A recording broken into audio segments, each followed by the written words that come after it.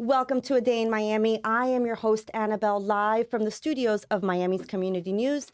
Today, we have Tuesday Talk with local leaders, and our leader is Mr. Danny Espino, School Board Vice Chair for Miami-Dade Schools. Thank you for joining us today. Thank you for having me, Ann. Today's show is sponsored by Heyday Marketing, a premier marketing and public relations agency based right here in Miami, Florida. Okay, Danny, what I like to do to start off these shows is get to know the local leader before we go into the community questions. So let's talk a little bit about your previous roles. So we know each other from the city of Miami Springs. We do. You were the city attorney. How long did you do that, and what were some of your duties? So I was city attorney of Miami Springs for nearly 5 years, although I spent about 11 years total representing different municipalities. So I did a stint on the city council for Miami Springs for 2 terms, and thereafter combined my professional and sort of political life as a city attorney, governmental life, if you will, representing city of Doral for 5 years, Miami Springs for 5 years. Some of these cities overlapped, and so I also represented North Bay Village for nearly 3 years, North Miami Beach, the Homestead Housing Authority, and then a bunch of other cities as some kind of special outside counsel. Right. As a city attorney, you are the chief legal officer, the chief compliance officer, if you will. I like to say that you're also conciliary to the elected officials, telling them not necessarily what to do, but how to do the thing. Do it this way, don't do it that way. This is what state law, this is what our local laws say. And so you really are one of the guiding hands of municipalities. And so, yeah, I like to think that for a good part of my professional career, I had a hand in guiding and some of these municipalities in Dade County. And you come from Cuban parents, but you are Miami Springs through and through. Through and through. I mean, born and raised in Miami Springs. At this point, the grandparent generation has passed away since, but 4 generations of my family have lived in Miami Springs, and it's I love it there. There are lots of nice, wonderful communities throughout Miami-Dade County, and certainly in District 5, but Miami Springs is home.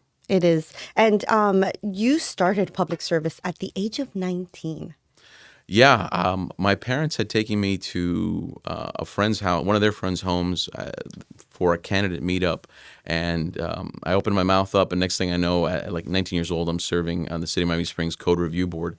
Did that a little bit, then moved over to the Planning and Zoning / Board of Adjustment, which did planning and zoning, it did variances, and then as I had just a general prowess for it, and then combined it with the legal education I was getting it and the love I had for Miami Springs, I just had a natural inclination to want to run for office, and so I got elected pretty early as well. At the age of 26. Yes. You were the youngest commissioner ever served in Miami Springs. As far as I know, That's yes. right.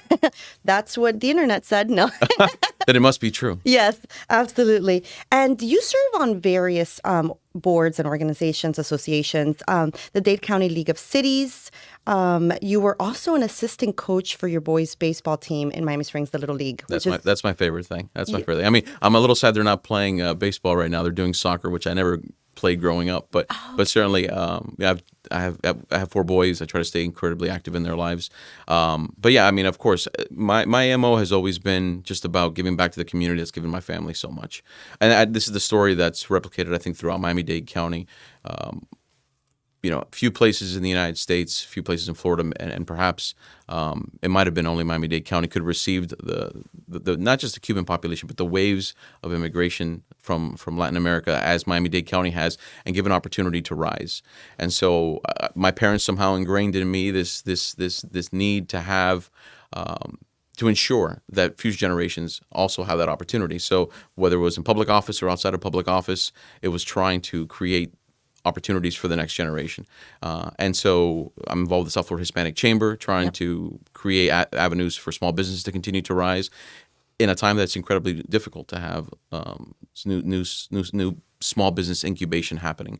So that's what my life's been about. And then the stuff with the boys is just, it's the stuff I love. That's awesome. And so you have a bachelor's in arts degree in political science and religious studies from the University of Miami. So you're a huge UM fan? I am a Cane. Believe it or not, I was actually pre-med for most of my undergrad. Wow. Yes. And then at the last moment, I decided to change. But political science and religious studies double major, and then on to law school. Religious studies, that's so interesting. And then you did public service. You didn't stay within the church community. No, I mean, listen, I went to parochial school my whole life and wanted to expand what my religious education involved in. Frankly, it just strengthened my Christian faith, but it became part and parcel of just the well-rounded education I got at the University of Miami. Yeah, that's amazing. Okay, so we talked a little bit about Miami Springs. So in 2018, you and your brother co-founded Beat Culture. And I do want to bring that up because it's one of the coolest breweries I've been to. Thank you. And what got you into that? I remember you did that when you were actually city attorney for Miami Springs. Yeah, so it was, my brother has a microbiology background. Yes. And he said, I'd like to start a brewery. And ultimately I said, look, I don't know anything about starting breweries, but let's try to put pen to paper and come up with a business plan. And frankly, we are a humble family. We don't come from significant means. If we had, we probably would be one of the first breweries in Miami-Dade County. So we had a lot of blood, sweat, and tears in developing the concept and raising money from family and friends. And ultimately, we were able to develop a brewery that's been very successful despite, of course, like many businesses, having gone through the pandemic. Yeah. It is a brewery, it is a restaurant, and we pride ourselves on trying to elevate a brand that is not a tourism version of Miami, but a brand that's based on the culture of Miami that we know as locals.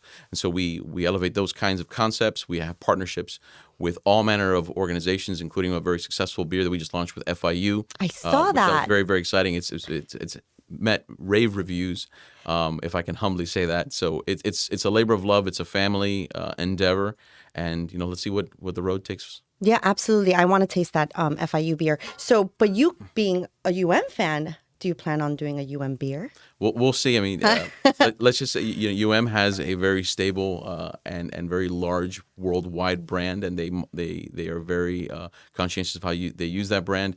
FIU is in the development of their brand in terms of other things beyond education, and we were just very fortunate that they were receptive to that brand now being applied to a beer, and certainly we look forward to collaborating with all manner of organizations, and if UM's interested, we'll certainly reach out to them. There you go. That's the plug. Right, exactly. So for more information on Beat Culture, follow them on Instagram. Your Instagram is poppin'. Beat Culture Co., right? It's at Beat Culture Co. Correct. CO. Okay, and you guys do a lot of events. You have a cool upcoming event, a UFC watch party. You have car club parties. You have a bunch of different things. Right. So just follow them on Instagram to get more information. Okay, Danny. Now let's go into the community questions. Are you ready? Sure. All right. So the first one, when establishing a new curriculum, what vetting process does the school board go through? So let me start by saying that first and foremost, curriculum is based on Florida standards. Those standards are promulgated by the Department of Education. They focus primarily on English, on reading, and math, and then ultimately they continue on to things like social studies and science. That forms the basis of any curriculum that's developed by staff, and then that, along with the reading materials, is presented to the school board for review. To be candid, I haven't had to go through that process yet. We are actually waiting through the end of this legislative session to see what kind of new rules are going to be promulgated by the legislature as it applies to textbooks, which I know has been very controversial in the last year or so. And then ultimately, it'll be at that time where we get the community feedback and ultimately make our decision. The one thing I will say is that the silver lining, or one of the silver linings of the pandemic, is that parents got a front row seat to their children's education in a way that they may have never seen that or been involved in before. I imagine what I experience is what parents experience nationwide, which is we're sitting around the dining room table during lockdowns trying to do our work, and that simultaneously trying to be a co-teacher for our children, and for the first time seeing firsthand what they're hearing, how they're interacting. And it was very difficult. It was very difficult for the parents, but I imagine it must have been very difficult for children across the nation. Correct. Because we took children and made them office workers from one day to the next. And honestly, we can see that there has been learning loss. There's been mental health impacts from COVID. But ultimately, and we're cognizant of that, and we're folding that into our comprehensive evaluation of our education right now at the local level. But it did bring parents and energize parents in a way that I think is going to make for a better educational system across the nation, but certainly in Miami-Dade County. So it'll be at that point when we approve the curriculum and the textbooks that we'll get community input and move on from there to a finalized curriculum for the schools. Wow. Yeah, I guess I never thought about the mental health impact that COVID had on children. Oh, absolutely. As a matter of fact, we're just evaluating it now. We're reevaluating it now, I should say. think about it. We took kids very social. We're Right. all very social, and they were in a very social environment in schools, and locked them down. Right. Many of us, yes, are used to going and working in offices, but children are not. Children are. And so that has had lingering impacts, depression, anxiety. Wow. I'll tell you, we're not only seeing it at schools, but I toured Miami-Dade College West, and children, not children anymore, but students that are matriculating into Miami-Dade College. Those issues are continuing, so they're having to address them even at that level. How And interesting. and so we have to be cognizant of that, Right. because there was sort of a bubble around these students as they travel through their educational career, both in terms of academics as well as their mental health. And if we're not cognizant of that, we're going to miss some opportunities to reinforce. I'll tell you, there's another bubble that's being formed right now with these waves of immigration. Some of these children that are coming in there are coming into our schools. Besides having a language barrier, and certainly sometimes they have an educational foundation that needs to be established, some of these kids are coming in with trauma for how they arrived in the United States. Oh, yeah. So we are experiencing children that are coming in through the border in ways that I don't think Miami has experienced in the past. Certainly, we've had waves of immigration. My family, one of them, but there's trauma coming with them, and so we have to be cognizant of that. We have to deploy mental health experts, counselors, school psychologists, and certainly, of course, bringing in the parents to ensure that those children have a nice, stable foundation to build upon. Right. Wow. Well, you seem like you have a good handle on it. Well, You, we're all working on it, because I Yeah. mean, at the end of the day, it's our children, right, and you have 4. right? That's important. Okay. Here's the second question. Does the process include other stakeholders on the state level? Yes, like I said, Okay. I mean, certainly we get our standards from the Department of Education. Some of those standards are folded in from legislation. Some of that is rulemaking, and so certainly the state has a direct hand in formulating our curriculum. Okay, great. Okay, so Governor DeSantis is expanding school choice. Can you elaborate on that? And is there a concern this will continue to deplete public school numbers? Okay, sure. I'll answer the second question. No, as we're actually seeing an uptick in our enrollment, and then I'll go into the first question. So yes, absolutely. I mean, we are living through a renaissance of school choice right now. Parents have more opportunities now than perhaps ever. And that's within public schools and outside of public schools. Why is that? Well, because within public schools, there are magnet programs, IB programs, specialized programs that you can enroll or join lotteries or enroll your child in, to decide what you believe your child needs, or what your future plans for the child, or what together have reached plans to develop their educational needs. You have charter schools that similarly have those magnets and other kinds of options. And then you have private schools, and now certainly renewed home learning and the resources associated with that. So ultimately, it's educational freedom, it's choice, it's portability, it's flexibility. Right. We all spend money, whether we have children or not, on education. Parents now have the ability to decide how best to deploy. I don't think education should have ever been one size fits all. But that's how it was in this nation Okay, for very I long. agree. Nowadays, I don't think you can even say it's one size fits most. I mean, we have different needs in our families. We have gifted children, special needs children. We certainly have ESOL students where English is a second language, and we also have children that are much earlier on deciding that they want to start tracking a particular way. In their studies, they want to go to this magnet, they want to go to that magnet, they want to focus on STEM, they want to focus on pre-law, and all those things are options that before just simply didn't exist. You would go to your feeder school, or you can go to a private Catholic school, and those are your options. So I'll tell you what it's really doing is giving options. We just had a budget workshop last week where we were told, sort of like a lead into our pre-budget work on the school district. And despite the enrollment of children in private school, that number reflects, I think, less than 10% of our total enrollment in Miami-Dade County Public Schools. And so that is to say that while we're anticipating tens of thousands of students taking advantage of these scholarships to go to private school, most of those are children that were already in private school. Right. And are simply availing themselves. Those families are availing themselves of these new standards in the scholarships. And those standards now have changed with the caps on income and different things like that. But what we are seeing is an uptick in enrollment, as I mentioned at the top of the question. that is, for the first time, and at least what I had seen about 6 or 7 years on that committee that we were on, we're seeing an uptick in enrollment. Okay. And certainly that has a lot to do with the fact that this wave of immigration that we're seeing. That's right. You know, last year we had 13,000 students enrolled from foreign-born locations. We also this year we're at, I would imagine right now the number's got to be close to 19,000. Wow. It was 18,000 and change, but I think it should be, with the tracking, it's probably up to 19,000. We'll probably see upwards of 20,000 students, foreign-born students in our schools. Yes, that's putting strain on our schools. That being said, part of the legislation that the governor advanced, that the legislature advanced, is changing the funding formula for education. Great. It's called the FEFP. And in that, there's still room for improvement. You know, Miami-Dade County, as a donor county for our taxes, we don't get as much money as we should, but we're working on trying to get that back. But what it did do was eliminate things like the caps on gifted, ESOL, and special needs. There used to be a cap attributed to each district, and if you had more kids in ESOL, for example, like we do right now, you would get your basic allocation from the state, but you're not getting any more money. And we need that right now because we, and that means real money. We're getting more flexibility on how to spend the dollars. So packaged together, it overall is a benefit for Miami-Dade County. It's a benefit for our families. The one thing I will say, and I'll wrap with this, is that when I was up in Tallahassee week before last, we were commenting. We were asked to testify, and we were on this overhaul of the funding formula.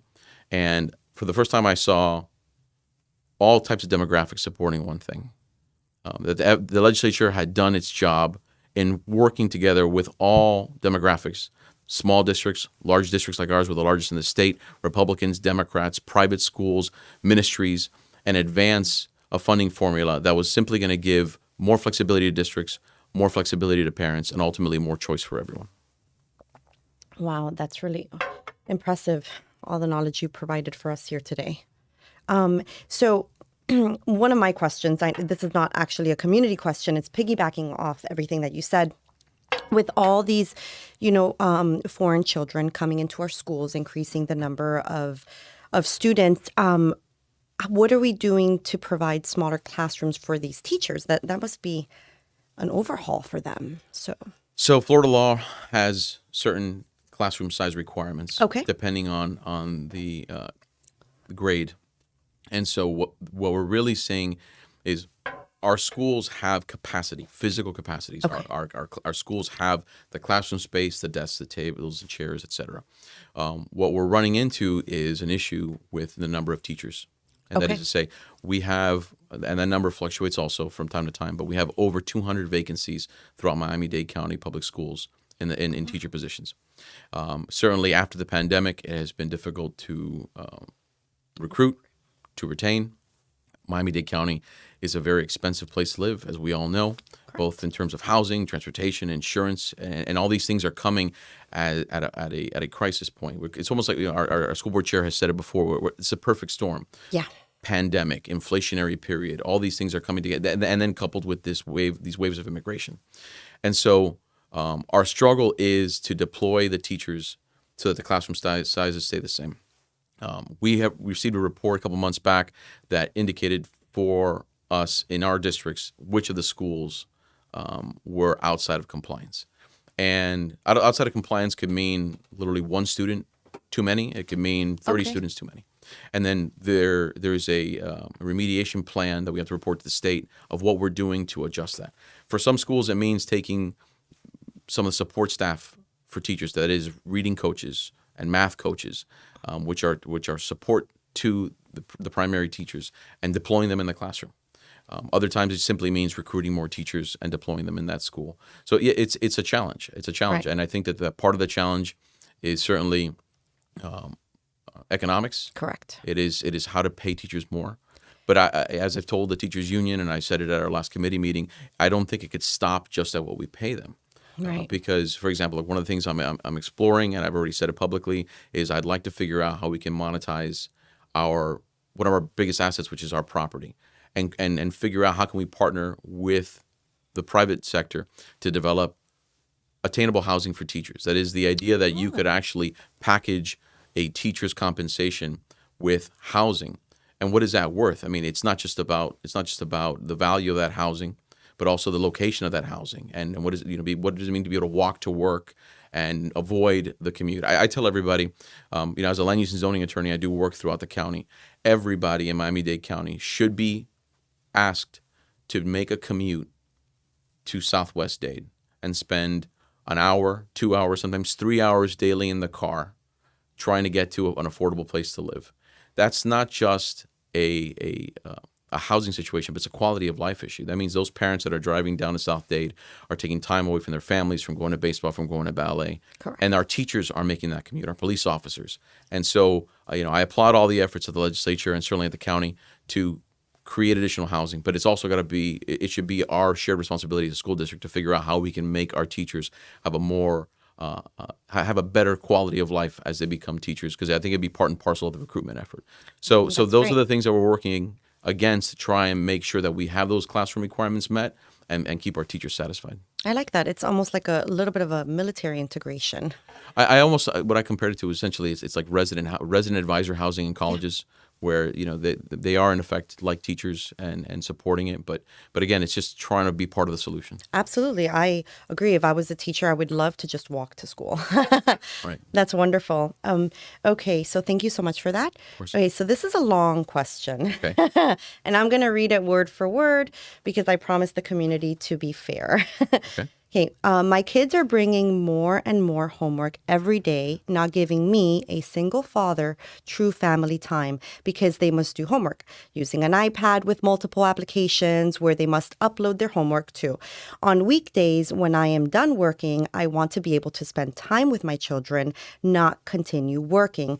I am not the only person that feels this way. School is for school work, in which they spend almost 7 hours at. But when they get home, there's an additional 2 hours of homework. I know policies begin at the local level. Is there going to be a proposed change or a consideration towards this matter? Sure. Thank you for the question. And I certainly completely understand. I have we have 4 boys, but we have 3 of them in school in grades 4th, 3rd, and kindergarten. And we live that. We live that daily. So school board policy is that there's a mandatory 30 minutes of reading for all grades. Okay. Then starting in kindergarten and first grade, there's 30 minutes of homework. And then there's sort of incremental increases every 15 minutes, every 15 minutes for every grade, I should say. So second and third gets 45, 60 minutes for 5th and 6th, 75 for so on. And then it's actually 120 minutes for high school. And it's something we have to take a look at. As a parent, I can tell you it's incredibly challenging. I have lit on my phone an entire file that's all about the different apps that we have to monitor, right? So it's Class Dojo and Remind and then this Miami-Dade County Public Schools plus iReady and the different platforms that they use. And it's a lot to keep track of as a parent. It's a lot for the child to deal with. I also know that there's research out there that stands for the proposition that there is something called diminishing returns of education once a child has too much homework. Or what's more, when they're asked to take something home and do that they didn't get properly, that they didn't fully grasp in school. That is, they're reinforcing something negative. And so it's something that we have to take a look at. You have my commitment that we're going to take a look at it. Great. Because, the school day, in my opinion, is longer than when I was certainly in school. And then we're asking kids to go home and then stay longer on technology and right. Really take away from the family dynamic, which is already strained as we all have to work longer and commute longer. So it's something we have to take a look at. Great. Thank you so much. I'm sure that parents out there will be very grateful for that. No, listen, I will be too. Exactly. Okay. So when will there be an increase in school police and armed guards? Okay. It's certainly, as a father, all families should be concerned about the safety of their children. It's one of our primary priorities at the school district. Right. I want to remind everybody that following Parkland, the shooting at Parkland, we had a massive ramp up of school security, the likes of which Miami-Dade County had never seen before. Okay. We hired over 350 police officers, and we currently have, unless I'm mistaken and something's changed, the largest police force in the state is Miami-Dade County Public Schools. During that time, we secured and hardened our schools with single points of access to schools, hardened corners to prevent, in the event of an active shooter, the locking of doors and the further barring of doors. to training of personnel to monitor things, to be responsive to first-person shooters. And there's a lot already in place that a lot of these districts and other parts of the country simply do not have. And frankly, anecdotally, it's my understanding that the shooter at the Covenant School was attempting to go to another school and went to this one for some what I believe hate-based reasons, but also because of the access to the school. So, Wow. but there's still more to be done. I mean, Yeah. there's never a time to sit back, because certainly freedom and security requires vigilance. Correct. So you're hearing it here first. One of the things I'm bringing forward at this coming school board meeting is a program where each school will essentially have a 911 geofence around it. So right now, if there's an active shooter, there are protocols in place between the school resource officer that's been deployed or that's stationed at the school, the administration. But let's just say that our kids have a cell phone and they call 911. Well, that'll get dispatched to Miami-Dade County, which then gets relayed back to school resources, which then gets relayed back to the school. And that series of information gaps is time, and time in those situations is precious. So one of the things I'm going to be asking the school district to explore and potentially pilot is a geofence where the moment somebody calls 911 from within the school grounds, Wow.